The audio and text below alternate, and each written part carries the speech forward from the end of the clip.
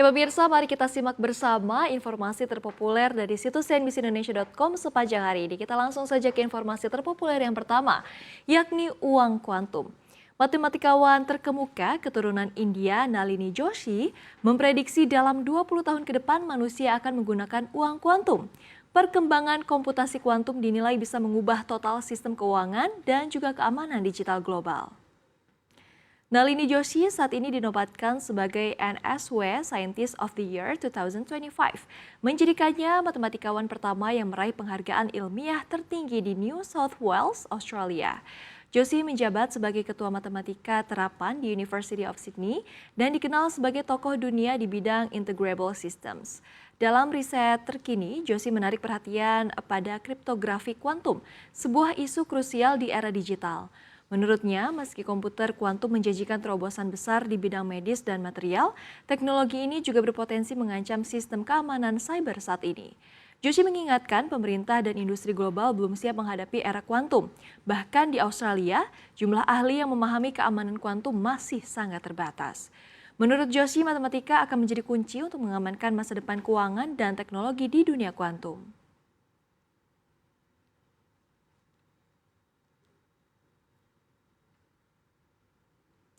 Dan pemirsa, kini kita ke informasi terpopuler yang kedua, Provinsi Jabar terbanyak PHK. Gelombang pemutusan hubungan kerja atau PHK masih menjadi tekanan serius di pasar tenaga kerja nasional sepanjang tahun 2025. Data dari Kementerian Ketenagakerjaan mencatat jumlah pekerja yang kehilangan pekerjaan terus meningkat dibandingkan dengan tahun sebelumnya.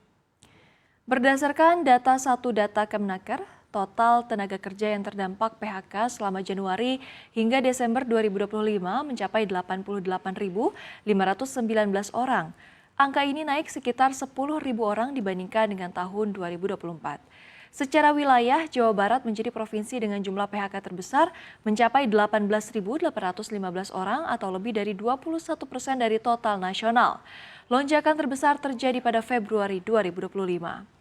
Kemudian posisi kedua ditempati oleh Jawa Tengah dengan 14.700 kasus PHK, sebagian besar terjadi pada Februari seiring PHK massal di sektor tekstil. Selanjutnya Banten mencatat lebih dari 10.000 orang kehilangan pekerjaan, kemudian disusul oleh DKI Jakarta dan juga Jawa Timur. Data ini menunjukkan tekanan di sektor industri padat karya masih kuat, terutama di wilayah sentra manufaktur di Pulau Jawa.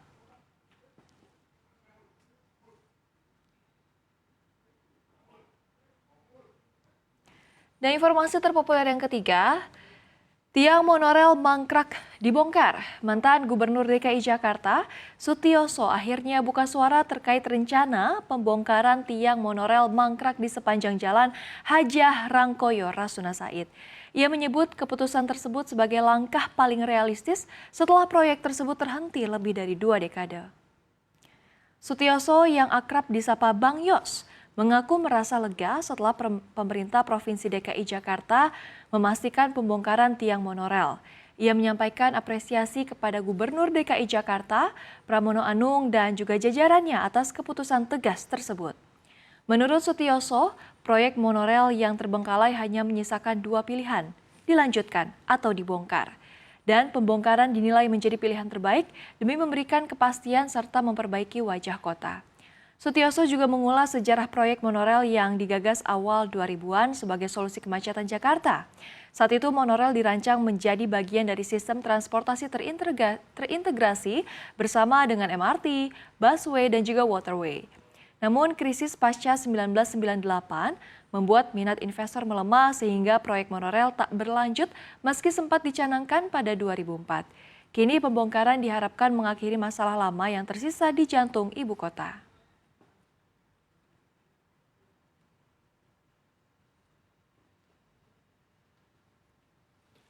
Dan kini kita ke informasi terpopuler yang terakhir, yakni harga ayam anjlok.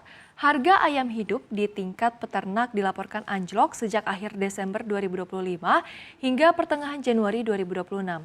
Peternak menilai berkurangnya penyerapan selama libur program makan bergizi gratis atau MBG menjadi salah satu pemicu utama.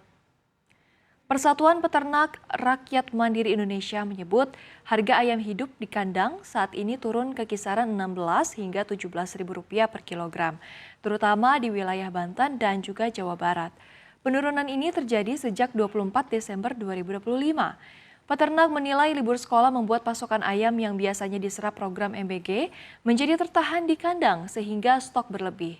Di sisi lain, harga daging ayam di tingkat pengecer masih terpantau tinggi. Harga saat ini dinilai jauh di bawah kondisi normal dan sudah melampaui harga pokok produksi peternak yang berada di kisaran Rp21.500 per kilogram. Peternak juga menyorot adanya tekanan pasar di tingkat pedagang akibat stok yang berlebih. Mereka berharap aktivitas program MBG kembali normal sehingga permintaan meningkat dan harga ayam di kandang bisa pulih. Pemerintah sendiri telah menetapkan harga acuan ayam hidup di tingkat produsen yakni sebesar Rp25.000 per kilogram. Namun realisasi di lapangan masih jauh di bawah ketentuan tersebut.